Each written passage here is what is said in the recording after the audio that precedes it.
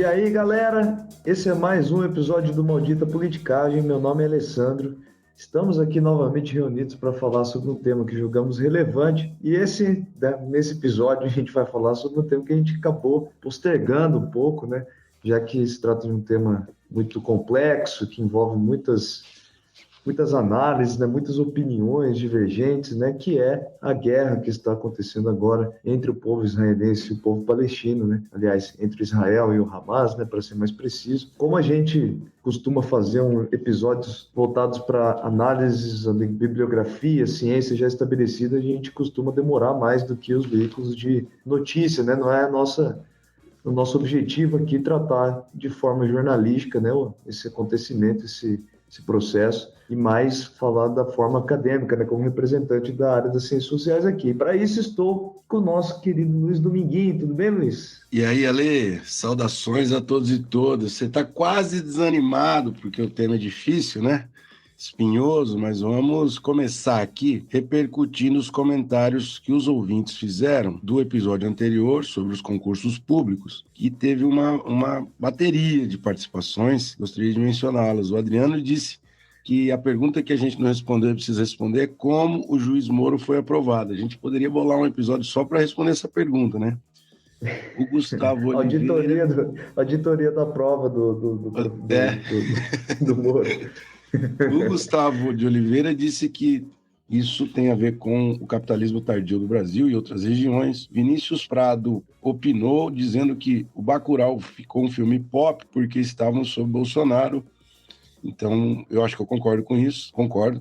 O Homer Motinha acha que na preocupação com a educação nós somos românticos. O Bernardo e Augusto Dotto também falaram que Bacurau foi muito hype, que não merecia toda aquela pompa. Mas a grande história da semana dos nossos ouvintes veio do Leonardo Daquin. E aqui eu preciso ler o texto dele, que ficou muito bom, então me permitam. Oi, gente, tudo bem? Sou ouvinte assíduo do Maldita Politicagem. Um dos motivos é que sou GRR 2012 de Ciências Sociais da UFPR, ou seja, o Alessandro foi meu veterano direto. Mas minha mensagem é para Domingos, que não conheço pessoalmente. Sou professor em Colombo e ontem, por acaso, perguntei para minha pedagoga de onde ela era, motivada por seu sotaque interiorano. Tá, esse sotaque não tem como confundir em japonês.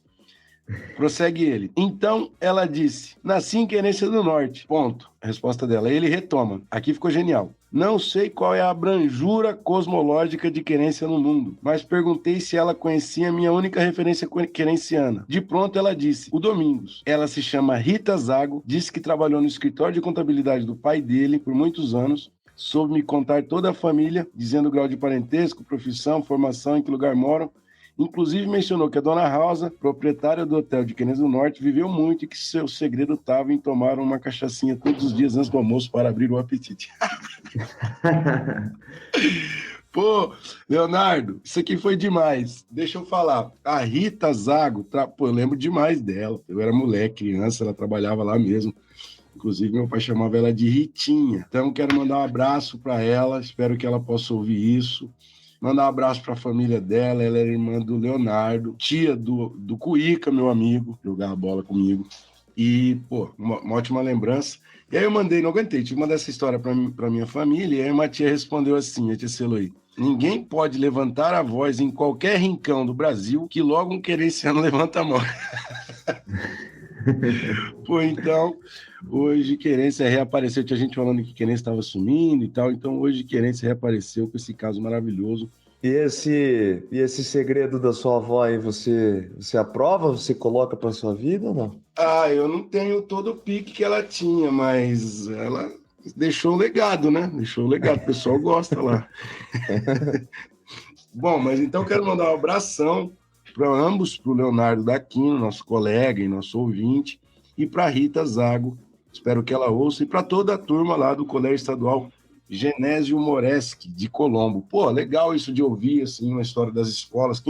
Uma vez que você tiver uma história que envolva algum tema interessante, lança aí pra gente, fala qual que é a escola que você trabalha, a gente gosta de saber das escolas.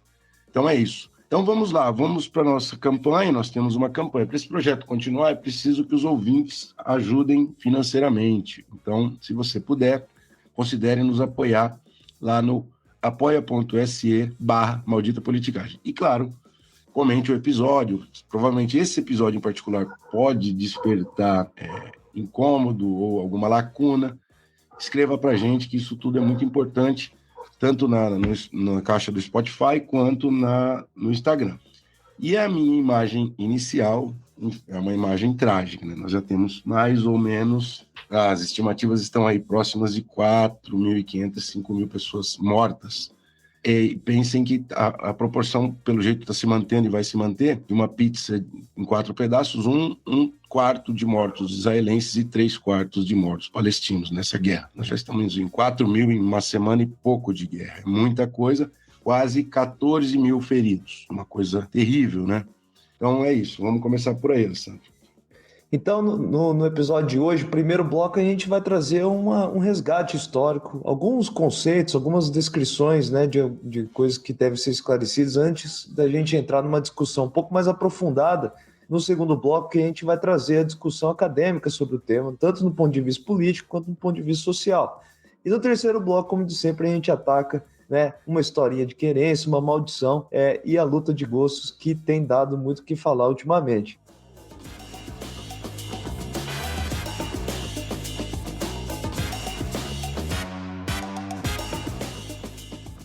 Bom, Luiz, a cobertura sobre esse conflito está sendo gigantesca aqui no Brasil, né? Muitos canais de notícia, os podcasts também, né? Então, eu deixo a recomendação aqui, por onde eu tenho me informado ultimamente, tenho ouvido muito, como sempre, né? O podcast do Nexo Jornal, o Petit Jornal, o Xadrez Verbal, o Assunto, todos eles com um misto entre avaliações, análises e as notícias do dia, né? Então, essa recomendação aí para quem quiser se aprofundar sobre os acontecimentos numa prática mais diária, né? Eles estão colocando quase todos os dias conteúdos relacionados ao conflito. Mas a gente vai aqui atacar a parte mais histórica nesse primeiro bloco, Luiz. Vamos, antes de falar sobre a linha de evolução histórica, vamos primeiro fazer uma espécie de vocabulário básico com 2 conceitos que eu acho que são importantes, não são conceitos, né? Na verdade, descrições que são importantes para a gente começar a falar sobre o tema. Luiz, então, explica para a gente o que é sionismo. Beleza. Bom, o sionismo é um movimento político, um movimento ideológico, que surge no finalzinho do século XIX na Europa, principalmente, como resposta ao antissemitismo, que a gente explica o que é. Mas o sionismo defendia a solução para a diáspora dos judeus e para o preconceito sofrido pelos judeus, e essa solução seria a criação de um Estado para o povo judeu, né? E esse Estado deveria ser lá na Palestina. O responsável, um dos fundadores disso, foi o Theodor Herzl, que era um jornalista austríaco, judeu, e normalmente é considerado o pai do sionismo moderno. Em 1897, o Herzl organizou o primeiro congresso sionista mundial na Basileia, na Suíça, e lá ele já propôs a criação de um Estado judeu lá na Palestina. Então, o movimento sionista busca defender um Estado para o povo judeu na Palestina, e ele se fortalece ao longo de todo o século XX, ao longo da primeira metade do século XX, e especialmente depois da Segunda Guerra Mundial, com os horrores praticados contra os judeus no Holocausto, né? Então, é isso aí. E o antissemitismo, o outro termo, é o mais antigo e mais disseminado na Europa, que é o preconceito contra os judeus, perseguição e preconceito contra o povo judeu. Lembrando que essa é uma questão muito mais antiga, remonta desde o Império Romano, e se fortalece na Idade Média a perseguição, com o fortalecimento do cristianismo, se fortalece a perseguição aos judeus. Lembrem que tem livro de Marx, de Weber, todos eles discutem por que esse preconceito contra os judeus, mas não era só a questão intelectual. Tem que lembrar que tinha os pogroms na Rússia, no século XIX, na Europa, que eram ataques a aldeias de judeus, né? Então eles sofriam perseguição e morte. Então, o antissemitismo é o ódio aos judeus e o sionismo é a defesa de um Estado seguro para os judeus lá na Palestina. Certo? Desses 2 termos, nós vamos chegar, ainda nós vamos detalhar, mas tem que falar sobre o que é o Hamas. né? O Hamas é o protagonista da situação atual, e você poderia também dar uma tinta sobre o que é o Hamas? Vamos lá, só de caráter introdutório, né? Trata-se de uma organização política armada e que atua também como entidade filantrópica, ou seja, né, em assistência ao povo palestino, principalmente da faixa de Gaza, né, onde o Hamas está centralmente localizado ali, né? Ou seja, né, armada, né, organização política filantrópica, ou seja, um proto-estado, né, em uma das regiões palestinas, que é a faixa de Gaza. O movimento palestino nacionalista não se resume ao Hamas necessariamente, né? O movimento nacionalista palestino, né, qualquer sentimento de nacionalismo palestino, nos remete historicamente já lá desde o século XIX. Né? Um episódio, por exemplo, marcante foi em 1834, quando aqueles povos ditos palestinos na época já se revoltaram contra a lei egípcia, né, que era o país que controlava aquele território na época, né?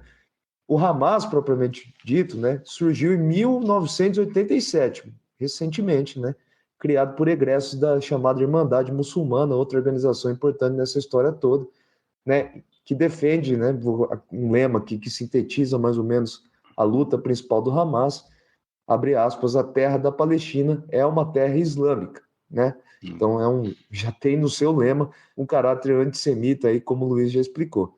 Bom, Luiz, Uma outra questão importante é o seguinte, antes da gente partir para puxar o fio histórico, é importante evitar confusões ou transformar o Hamas, o povo palestino e o Islã em sinônimos. Essas coisas não são sinônimos. Por exemplo, na região da Palestina, a Palestina é uma região histórica antiquíssima, e lá os que habitaram historicamente lá reivindicam a nacionalidade palestina.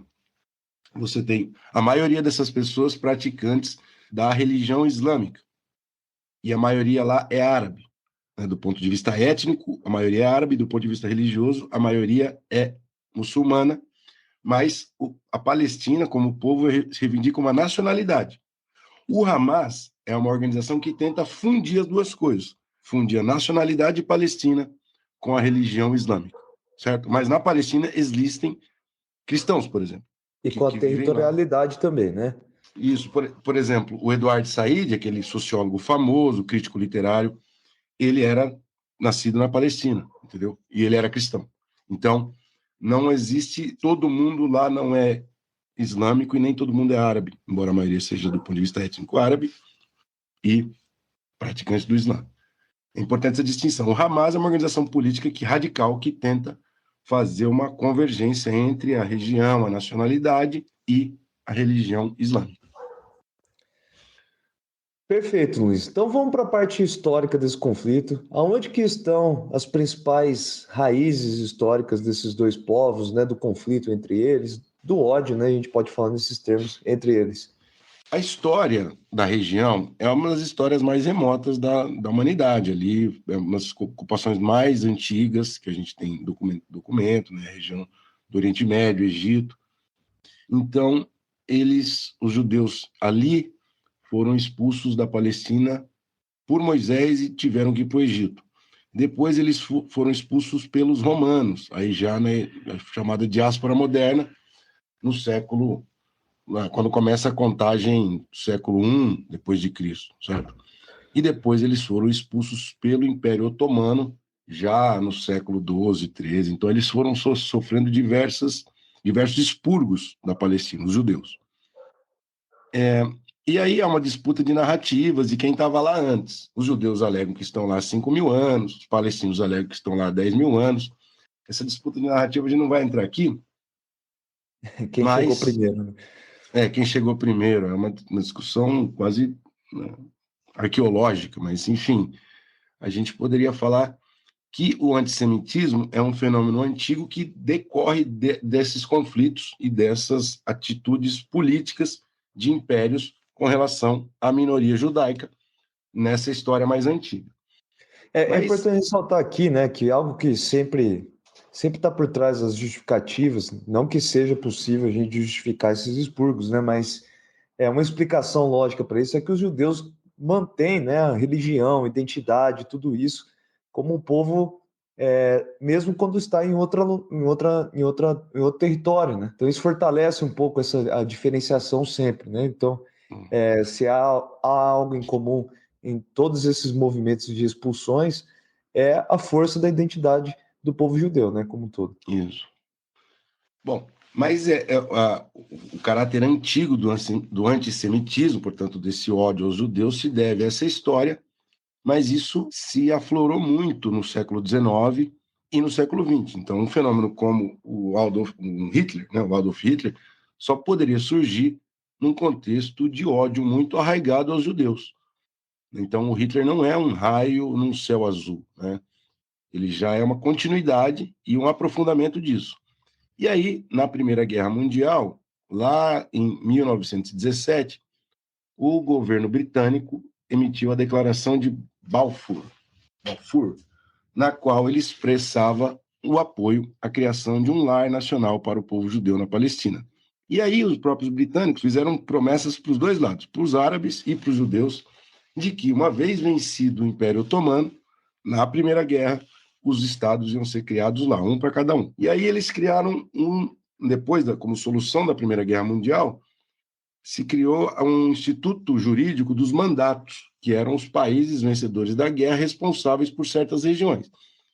Esses mandatos ficaram a cargo da França e da Inglaterra, que foram os grandes vencedores da Primeira Guerra, para ajudar os povos daquela região a chegar a um governo, mas na prática eles eram um referendo jurídico ao colonialismo da França e da Inglaterra no Oriente Médio.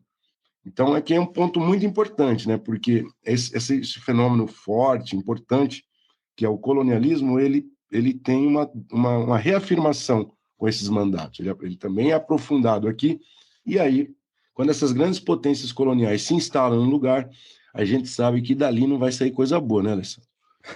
Então, vamos fazer um resumo disso daí, Luiz. No começo do século XIX, a região que nós chamamos de Palestina passou nas mãos do Egito, né, ali egípcio, depois passou para a mão dos otomanos, né, no final do século XIX, e passou agora, nessa passagem histórica que o Luiz está falando, na lei francesa e britânica, né? Os britânicos, principalmente, eram aqueles que mandavam no território ali, tentando separar ali, né, os israelenses com os palestinos, né, dar uma ordem naquele local. E aí, com a perseguição escancarada do nazismo aos judeus, começa a se intensificar movimentos migratórios de judeus para a Palestina, especialmente a partir de 1933, né, quando Hitler ganha a eleição, enfim.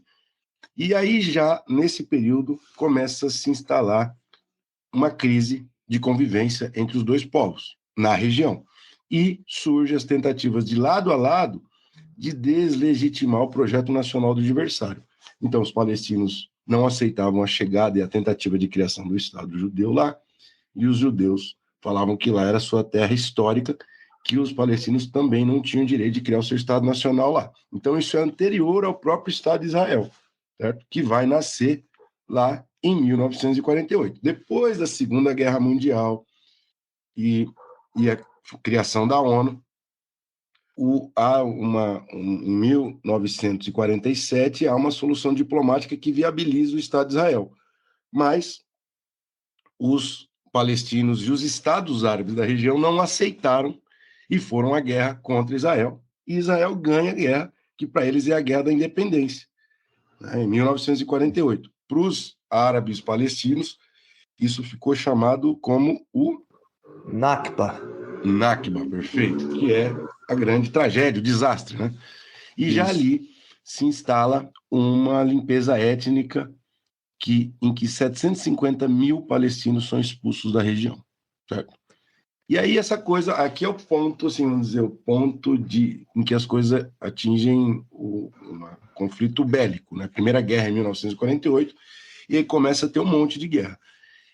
Em 1956 tem a crise de Suez, que Israel se junta com a França e o Reino Unido para atacar o Egito, mas os Estados Unidos e a Rússia pressionam pelo fim da guerra. Aqui, esse é um conflito importante, porque mostra que a Inglaterra e a França não apitavam mais nada. E quem era a grande potência? As grandes potências eram os Estados Unidos e a União Soviética, que é uma coisa em que escancara a Guerra Fria já.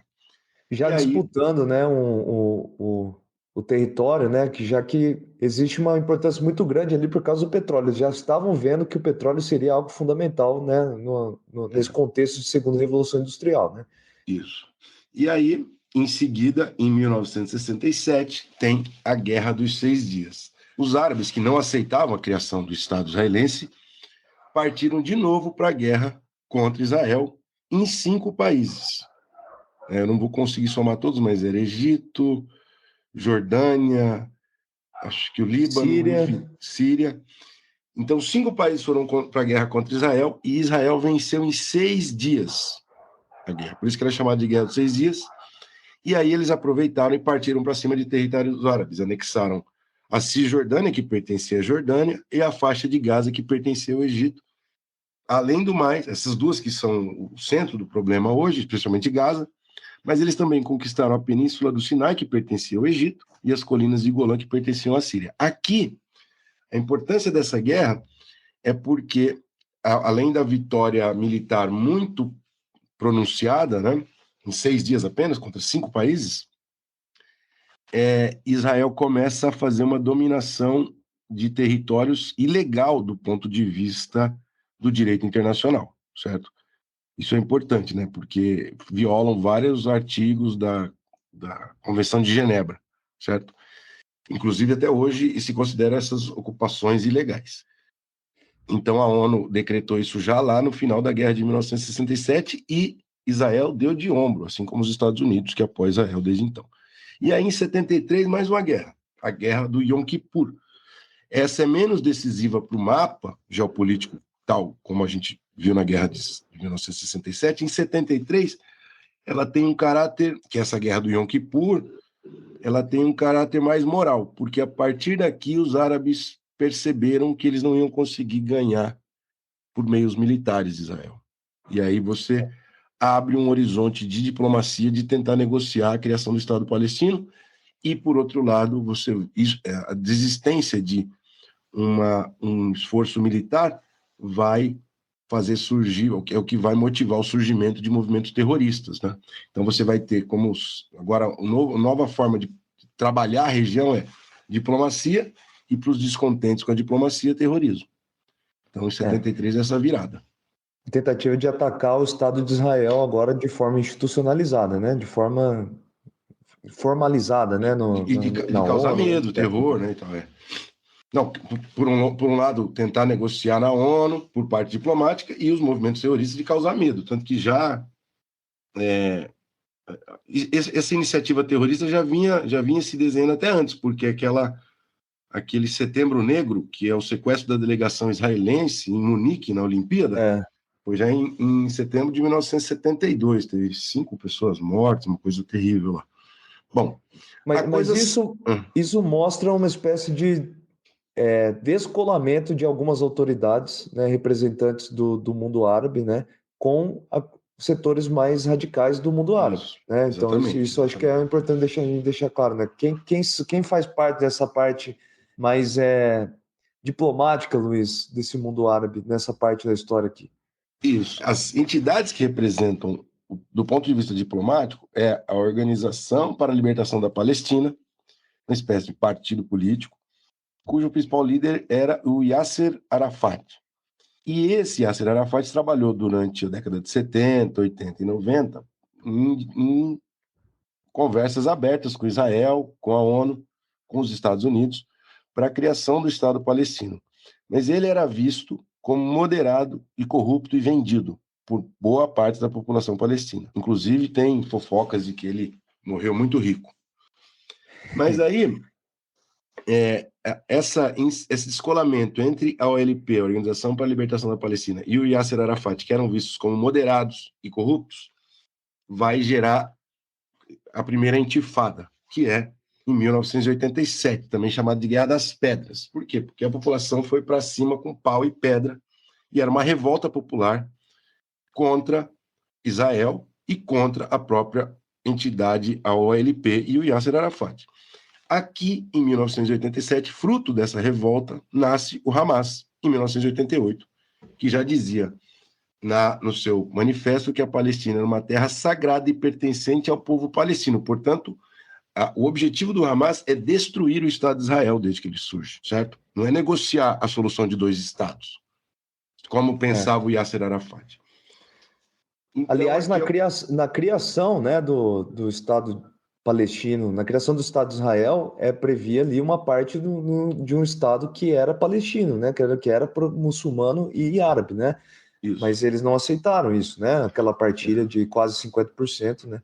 Então não há na cabeça de boa parte da população palestina qualquer chance de aceitar, né, um Estado israelense nesse período aqui, né? Isso. E a partir daqui, então a década de 70 e 80, a questão era uma questão nacional e política e geopolítica. A partir da entrada do Hamas, a questão ganha uma ênfase religiosa muito forte. Não que antes não tivesse um aspecto religioso, porque eles reivindicam a região como sua região sagrada, mas a ênfase narrativa do Hamas é que ali é o território sagrado. Então tem uma questão transcendental muito mais forte a partir do final dos anos 80 e na virada dos 90. E aí, em função desse apelo, é que começam a surgir muitos atentados terroristas, carros-bomba, sequestros, e a década de 90 é marcada por esses...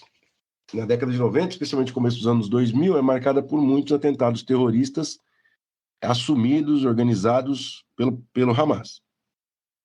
E aí houve uma movimentação que são os acordos de Oslo, na década de 90, que não vingaram justamente porque o Arafat, o Yitzhak Rabin, que era um judeu moderado, um primeiro-ministro moderado, e o presidente americano Clinton, eles fizeram, né, aquelas fotos, são famosas, tentando negociar o encaminhamento da solução de 2 estados.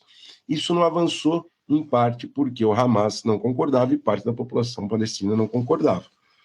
Bom, e aí essa coisa fica estremecida e em 2006 vem a segunda intifada, que é um outro levante popular, mas mais agressivo, agora com arma mesmo, com mais tecnologia, e aí isso vai culminar nas eleições legislativas de 2006 na Palestina, que consagra a vitória do Hamas na região da faixa de Gaza, e o Fatah, que é uma outra organização que é herdeira da OLP, com uma espécie de continuação da Organização para a Libertação da Palestina, o Fatah é moderado, concorda com a solução de 2 estados.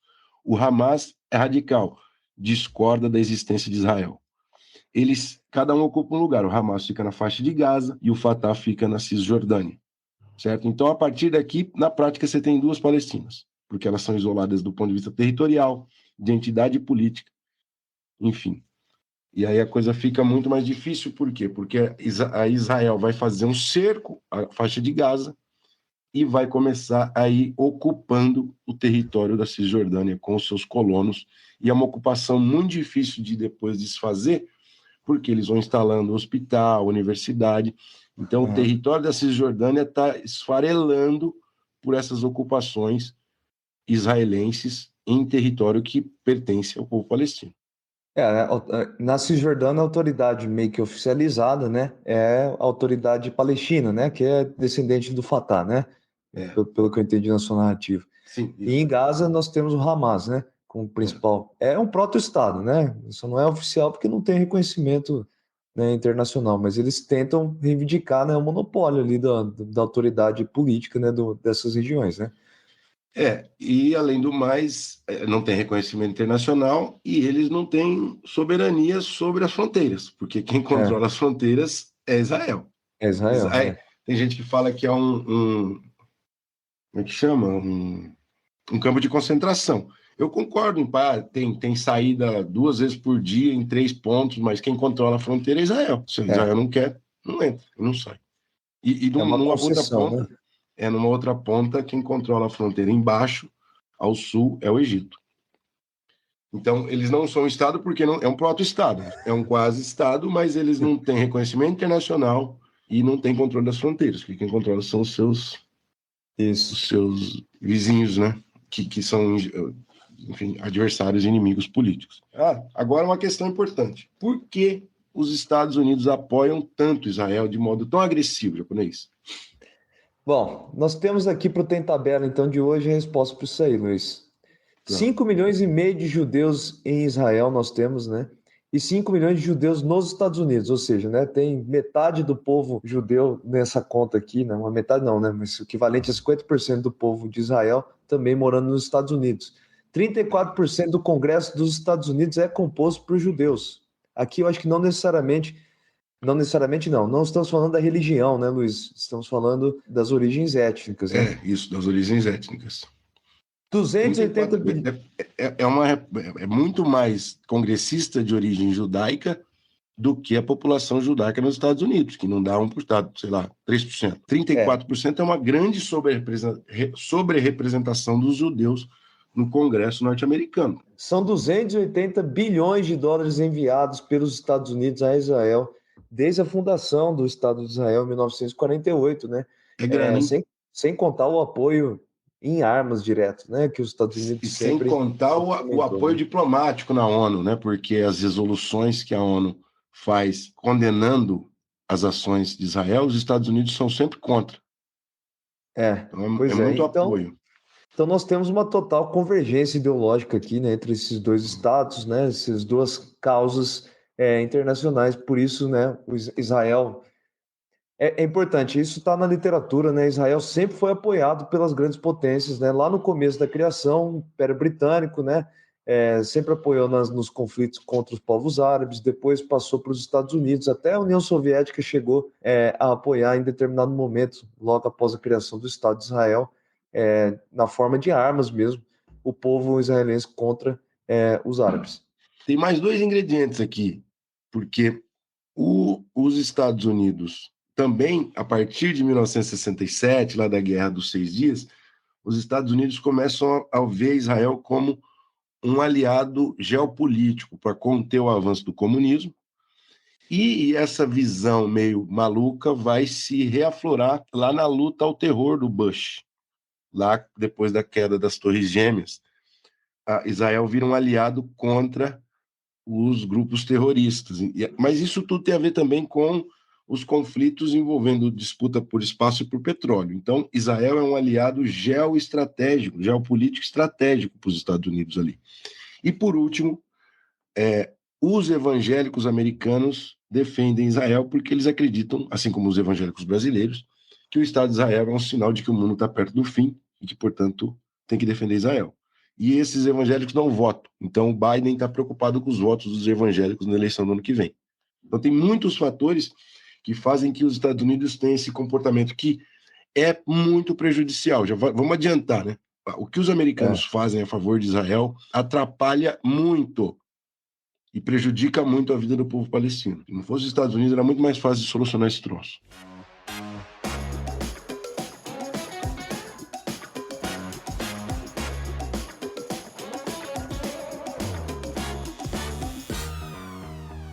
Alessandro, depois dessa longa história, eu estou exausto, gostaria que você nos desse uma ajuda para entender mais analiticamente a coisa, né? Então, o que você tem de interpretações políticas ou sociais para esse conflito? Dá o talento. Bom, eu fui procurar, Luiz, um estudo, né, recente de autores que fossem, né, não autores da Europa ou autores norte-americanos, mas que fossem, né, analistas lá da região mesmo, né? E eu cheguei num livro bastante legal que eu recomendo, né? Que é o livro Árabes e Israelenses. Eu estou traduzindo esse nome, não tem a versão em português, na verdade é Árabes e Israelis, eles falam assim, né? É de 2022, um livro de 3 autores, o Abdel Said Ali, o Shai Feldman e o Khalil Shikaki. São 3 autores, um egípcio, um israelense e um palestino, todos eles formados na área de ciências sociais e nas grandes universidades norte-americanas. Então, primeiro de cara, né, o que eles vão falar que é preciso fazer para entender esse conflito? Eles primeiro ressaltam como é comum ter um erro nas análises, que é olhar só apenas por um prisma apenas. Por exemplo, olhar o conflito como resultado da ação norte-americana, ou seja, o prisma global, né, a visão global, ou só regional, né, como se fosse um conflito histórico entre árabes e judeus que sempre estiveram ali.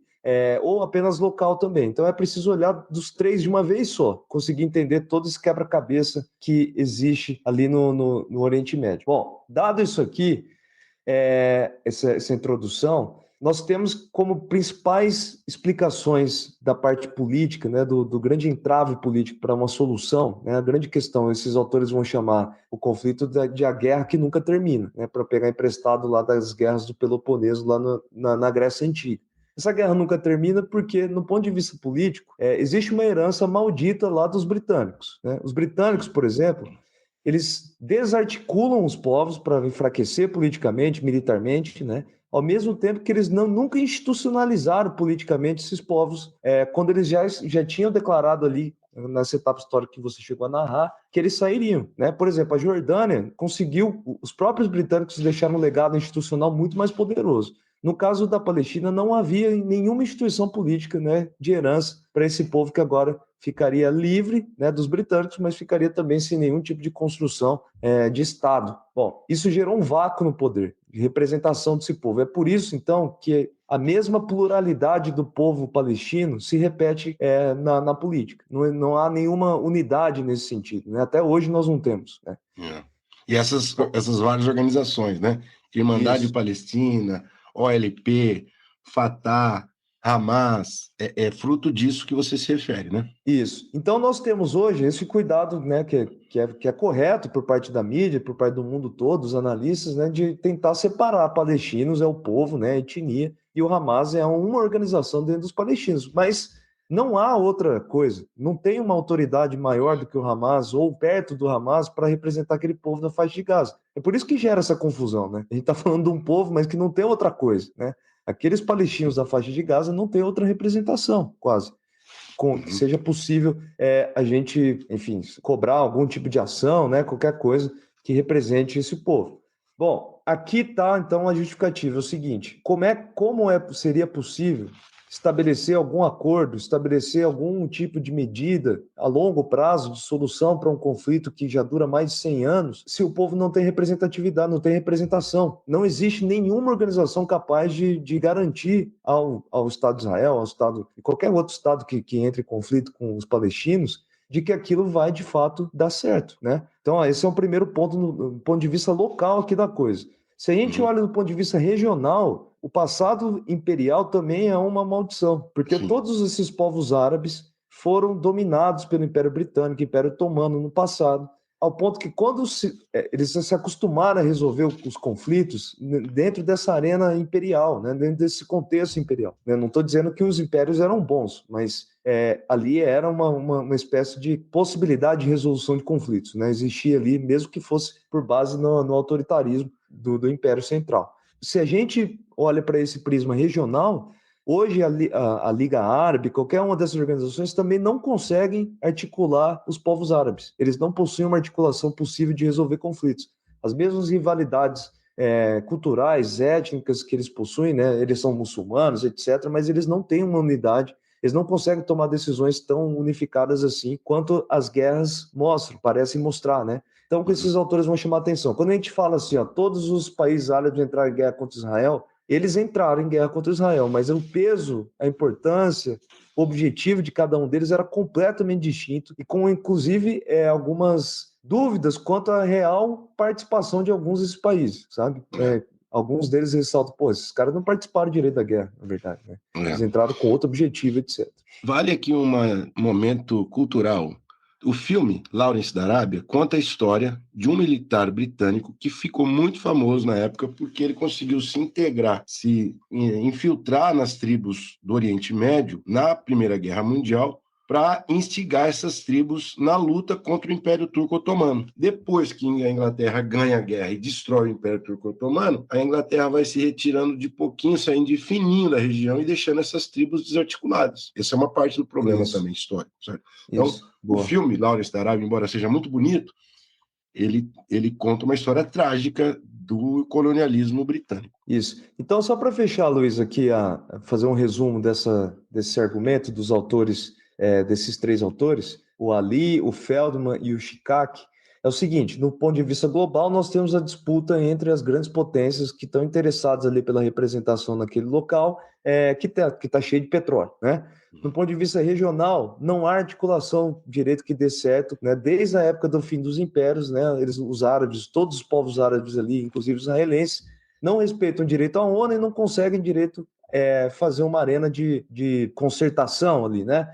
E no cenário local, nós temos a falta também de instituições do mundo palestino ali, né? Na política palestina, que impede qualquer início de conversa. Ou seja, o Hamas é aquele que acaba representando, então, como esse proto-estado, o povo palestino. Beleza? Bom, Luiz, dada a explicação política e institucional, nós temos uma outra arena do conflito, né, que faz parte aqui já de um setor tradicional, né, das ciências sociais, que é a visão sociocultural em relação aos árabes e em relação aos palestinos. Né? Isso. Que é a busca de transformar o árabe no outro. Né? Essa é a tradição. Vamos dizer, o colonialismo ele inventa uma cultura para aquele que ele vai colonizar. Isso foi assim com Portugal no Brasil, foi assim com a Espanha nos países vizinhos e foi assim com aquela região. O oriental ele é o outro desse colonialismo da virada do século XIX para o XX. Então, essa ideia de que o outro é diferente e inferior. Esse é o argumento que, inclusive, está na obra do Eduardo Said, o orientalismo, que o orientalismo é uma área de estudo, né? Assim como o brasilianismo para os americanos. E essa área de estudos, isso vem lá da cultura, vem no Shakespeare, está na literatura, está no cinema, está na poesia, a ideia de que o oriental e o árabe, ele é esquisito, ele é bárbaro, ele é briguento, né? Ele é exótico. Essa ideia é fundamental hoje para reafirmar o domínio dos israelenses na região, porque os judeus foram mais integrados à cultura ocidental e hoje são vistos como próximos dos valores ocidentais e não como orientais, que de fato eles são na origem, né? A etiqueta, né, oriental não pegou nos judeus, né? E sem contar também que boa parte dos judeus moravam na Europa, né? Eles saíram da Europa de volta para Israel, né? Então eles ficaram realmente com muitos... com uma cultura muito mais ocidentalizada nesse sentido, né? O Indiana Jones, esses filmes, eles são muito fortes para fazer essa característica exótica, ridícula do povo árabe, né? E isso é fundamental, porque na prática, isso culmina em uma visão distorcida e que inferioriza aquele povo e que justifica as barbaridades cometidas lá. É um pouco isso. Tem quebra-pau para guerra? Tem um quebra-pau pra guerra, é foda, né? O que mais tem é quebra-pau, né? O episódio inteiro foi sobre quebra-pau, mas eu vou falar sobre quebra-pau de um tipo de opinião aqui, né? Nós temos, é muito comum a gente associar a guerra ali no Oriente Médio a um conflito religioso, né? E aqui eu volto aqui para os autores Ali, Feldman e Shakik, né? Eles vão dizer esse negócio da religião, ele é muito mais uma forma, ele atua muito mais como uma forma de nutrir os ânimos no conflito, né? Do que a real causa, né? Que explique tudo, né? Então, por que ele vai dizer isso? Eles vão dizer isso, aliás, né? A religião ela atua de duas formas, né? De forma ambígua. Ela unifica os povos árabes contra o povo judeu, por exemplo, né? Ela unifica os povos cristãos ou judeus contra os árabes, né? Isso em termos mundiais ou isso em termos locais. E ao mesmo tempo, quando a gente eleva o patamar de uma guerra nacional, etc., ao patamar de guerra santa, essas coisas ganham uma proporção de que inviabiliza qualquer acordo. Então, por exemplo, Yasser Arafat era visto como um cara traidor religiosamente falando, né? Porque ele está fazendo... Então, veja, quando a gente consegue levar a esses patamares de guerra santa, não há acordo, né? Não há acordo, porque parece que você está dando sua vida para salvar a terra de Deus, enfim, salvar o seu próprio Deus, salvar o seu povo, né? Então, aqui tem uma narrativa que complexifica um pouco essa coisa do papel da religião no conflito.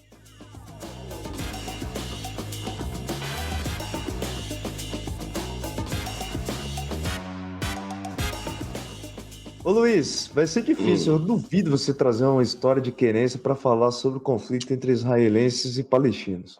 A história de Querência já está no começo do episódio, é uma história maravilhosa. Querência está bem representada hoje. Um abraço. O pessoal estava reclamando aí que não tinha mais história de Querência. Mas eu tenho um caso que eu vou roubar aqui de um amigo, o professor Guilherme Frizeiro. Ele contou o seguinte: ele estava fazendo pós-graduação lá na UNB, em RI, e tinha um professor que dava Oriente Médio, um professor, acho que inclusive era judeu. Aí um aluno perguntou: pô, por que essa galera não vaza de lá? Por que esses palestinos não vão embora de lá para outro canto árabe, ou para a Jordânia, ou para o Egito? Pô, desencarna. Pergunta para quem está daqui, até faz sentido, né? Mas a resposta do professor foi genial. Ele disse o seguinte: bom, você fala português e é cristão. Por que você não vai para Portugal? Mesmo com Quebrou o o cara, presidente né? maluco lá 4 anos atrás, né? Quebrou o cara, né, mano? Quando você estava aqui na época do Bolsonaro, por que você não foi embora para Portugal?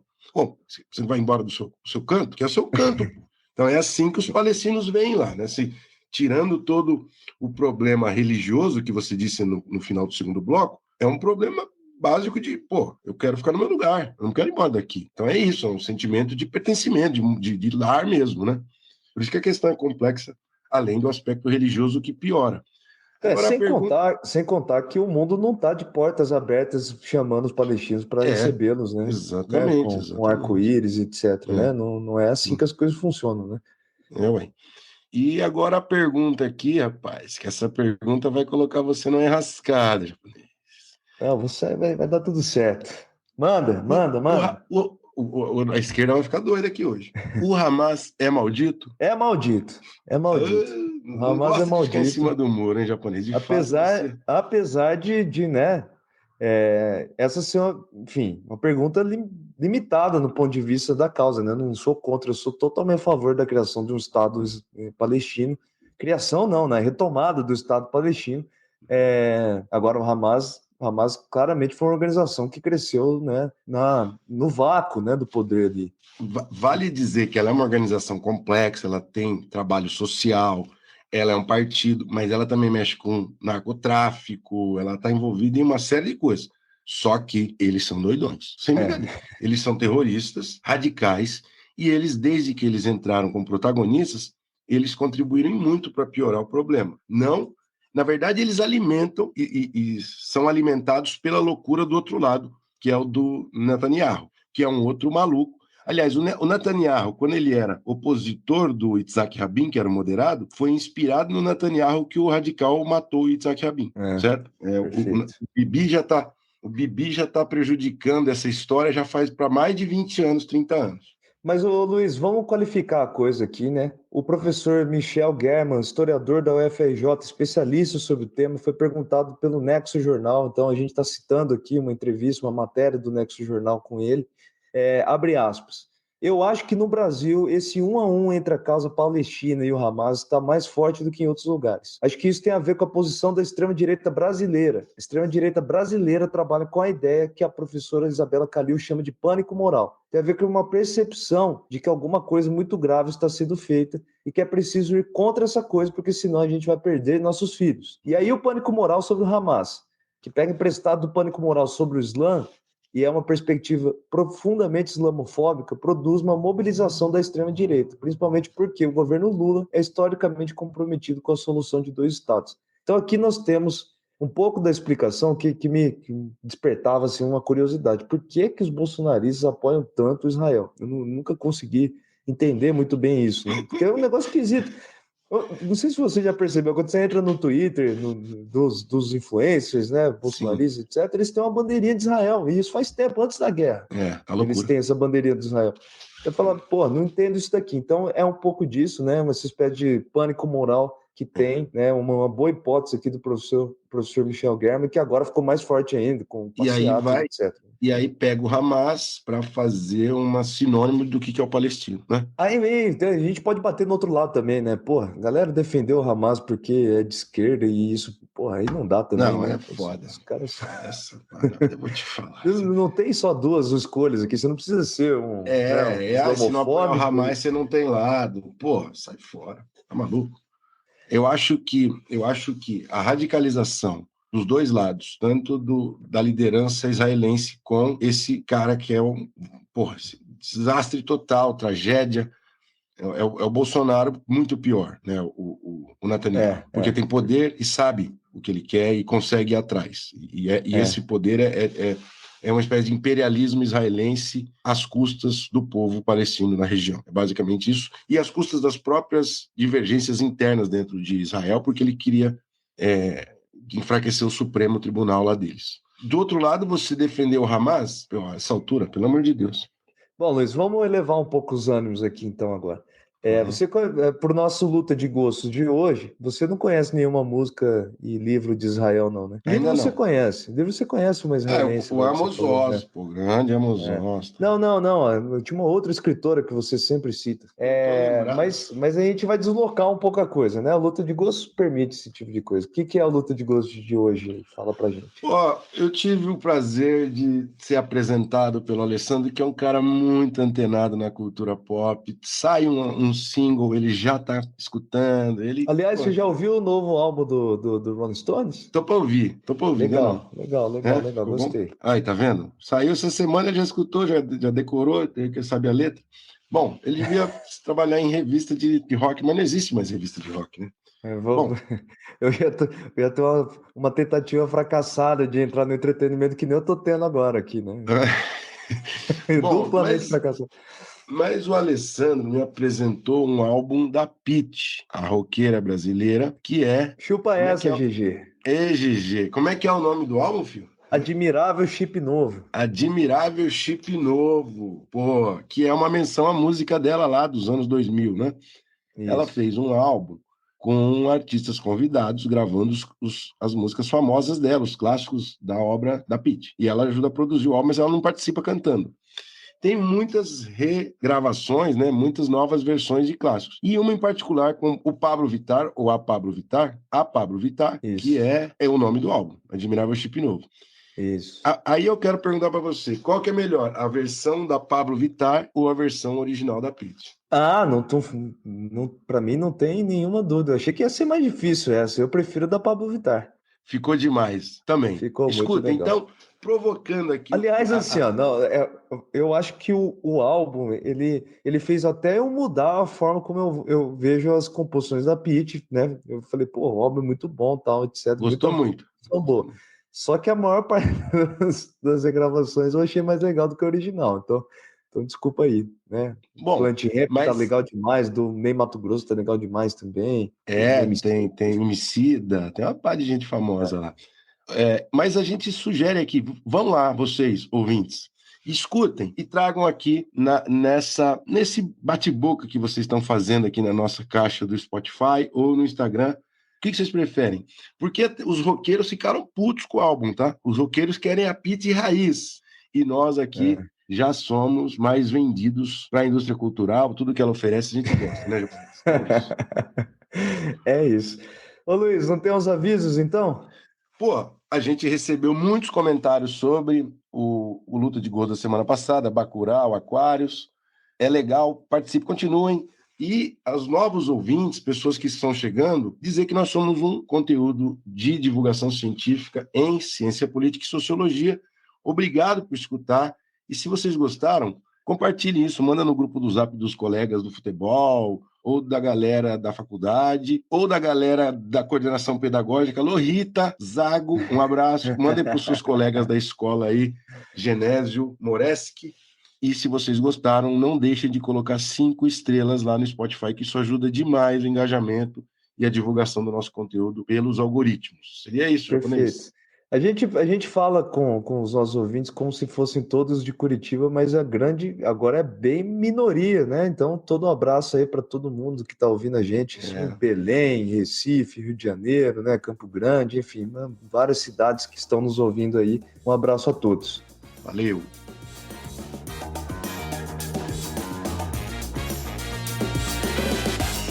O Maldita Politicagem tem roteiro e produção de Luiz Domingos Costa e Alessandro Tokumoto, edição de áudio de Matheus Bittencourt, finalização de áudio e identidade visual de Fábio Tokumoto.